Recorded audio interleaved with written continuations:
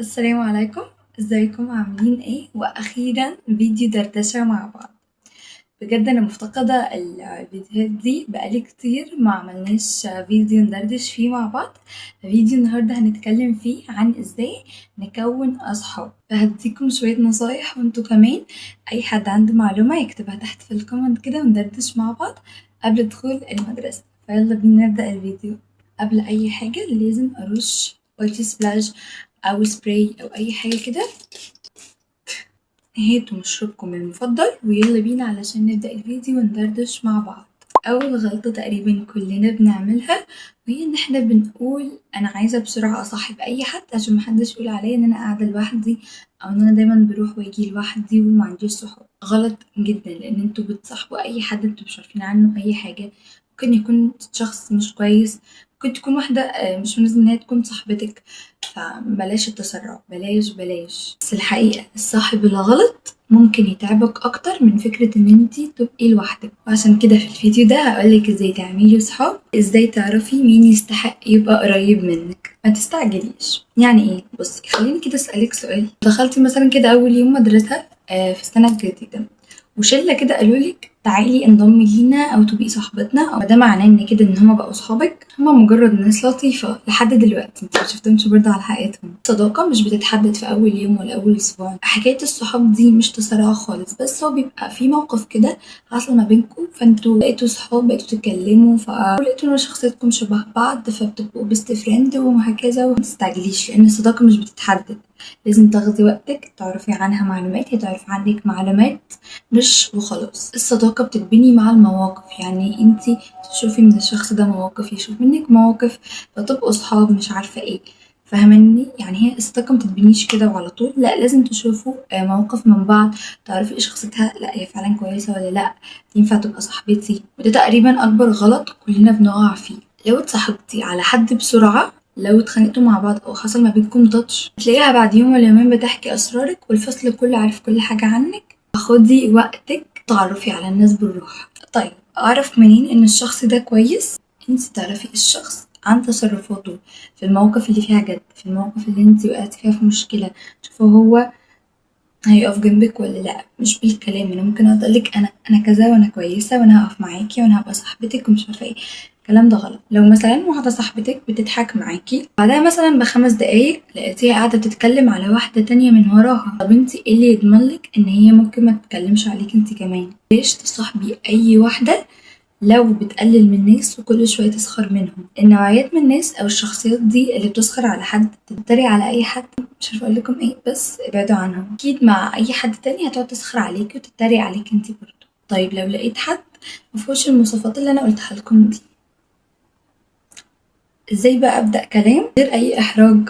ناس كتيرة فاكرة ان لازم يكون عندها شخصية قوي علشان تعرف تفتح كلام. ابسط سؤال في الحياة بجد اسألوه، اي سؤال، راح الدرس، عملتي الواجب، المستر ده مش عارفة ايه، فاهميني؟ افتحوا اي كلام بسيط، اي موضوع، اي حوار بسيط كده. مرة جاية تتكلم معاكي تتكلمي معاها تبقوا صحاب. مش بقولك كل الكلام ده ان انتي متعرفيش حد، بص انتوا في حاجة اسمها علاقة سطحية، صحاب بقى الصحاب قوي، صاحبي كله بس ما تحكيش لأي حد أسرارك غير ان انتي واثقة فيه كويس جدا. صدقوني والله كل الصداقات الكبيرة اللي انت شايفينها دلوقتي دي بدأت بكلمة صغيرة. فعادي يعني خليكوا كده فريش، خليكوا ايزي، يعني ما تتكبريش تقولي انا راح اكلم. لا عادي، انتي روحي كلميها، افتحي موضوع مع اي حد، خليكي لطيفة. خليكوا دايما كده فريش. في بنات بيبقوا عايزين يتصاحبوا بس ايه، أنا ما اكلمش حد، هما يجي يكلموني. لو حد يجي يكلمها مش هترد عليهم او بلاش، يعني خليكي لذيذة. حد كلمك ردي عليه، حد احتاج مساعدة ساعديه، ده متعاونة ولذيذة. ف فيقبلوا منك الكلام مش ان هما يتضايقوا منك.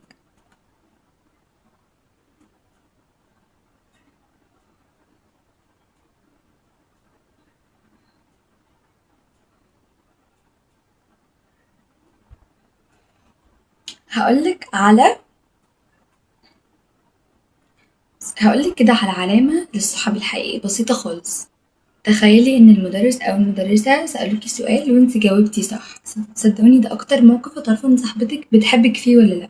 ردة فعلها هي اللي هتبين لك هي بتحبك ولا بتكرهك. بس على ردة فعلها، هل هي فرحت لك ولا اتضايقت ولا قالت لك يا محظوظة ولا حاولت تقلل منك؟ الصاحب الحقيقي نجاحك يفرحوا مش يضايقوا. لو صاحبتك بتقلل منك قدام اي شله او اي صحاب تانيين او بتتريق عليك قدام اي حد، ما ينفعش. يعني مثلا حتى لو قالتها بهزار لبسك ده مش حلو، يعني انت عامله كده ليه؟ انت مش عارفه ايه؟ دي مش صاحبتك اصلا، دي بتكلمك عشان تعرف منك معلومات تروح تقولها لاصحابك التانيين، توقع الدنيا بمعنى اصح. ما تقولوش ان هي غير قصدها او ممكن ما تعرفش، لا على فكره في طرق كتيرة ممكن تقولك بيها ان شكلك او الطقم اللي انتي لابساه مش احسن حاجة. ممكن تقولك مثلا البنطلون ده لو غيرتيه مثلا بنطلون كذا هيبقى احلى، ولو الدرجة دي بتاعت الطرحة او الشميز، ان هتعرف حل الكلام. لكن لو قلتلك كده في وشك على طول فانت عارفة ان هي اصلا ما بتحبكيش. في كده في بعض المدارس في كل فصل في شلة كده مشهورة، فانت حاولي بعيدي عنهم لان تقريبا اغلبهم كلهم بتوع حوارات ومشاكل.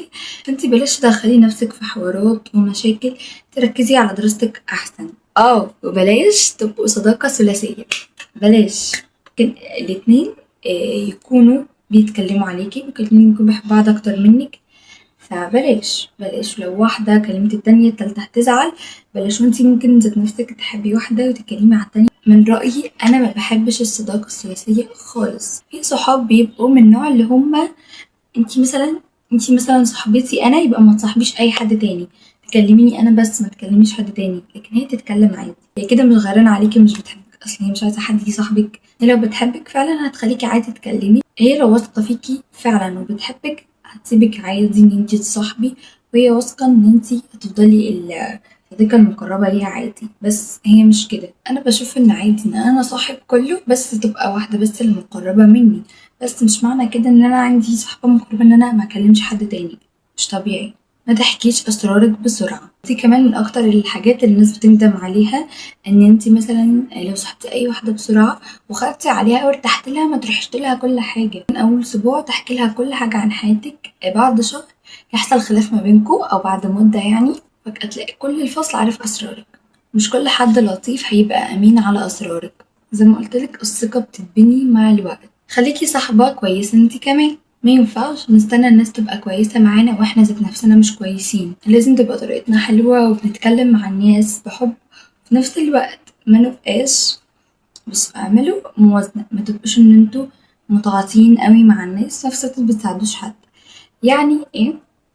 يعني خليكوا كده وكده، ما تأخدوش حد عليكم ان انتوا بتساعدوه في كل حاجة عشان ما يستغلكمش، في نفس الوقت ما تكونيش الشخصية المتكبرة اللي ما بتساعدش حد. خليكي ما بين البنين. لو صاحبتك غابت وما بقتش تبعتلك او تكلمك، لا ادخلي واسألي عليها وكلميها، مش غلط خالص. لو نجحت في حاجة افرحي لها، بلاش ان انت تحقدي عليها او تتمني الحاجة اللي عندها تبقى عندك، غلط خالص. اتمني لها الخير وافرحي لها، بلاش تحقدي عليها علشان بيبان. لو هي زعلانة من اي حاجة اسمعيها، وبلاش اي حد يقولك اي حاجة تقومي مطلعاها بره، غلط جدا. ولو غلطت انصحيها بس بلاش قدام الناس، يعني بينك وما بينها. بلاش تنصحي اي حد قدام الناس كلها. علامات تهربي منها: لو لقيتي الشخص بيعمل الحاجات دي ينقل الكلام بين الناس، تضحك على غيرها علشان الناس تضحك. مثلا لو انتوا قاعدين كده شلة بتتكلموا ولقيتي مثلا ان هي راحت قالت فلان كذا كذا علشان تضحكوا، هي كده مش كويسة. وما تمشيش ورا اي حد يقولك اي حاجة، يقولك ما تبقيش مملة. انتي خليكي ليكي قواعدك وقوانينك وحدودك. بمعنى ان انا محافظة على حجابي، مش هبين شعري، مش هبين رقبتي. لو تيجي صاحبتك تقولك عادي فيها ايه ما تبيني حتة من شعرك، ما تبقيش مملة وبتاع ايام زمان. اوعدوني لو في اي حد في حياتكم من النوعية دي ابعدوا عنه وقطعوا صلتكم بيه.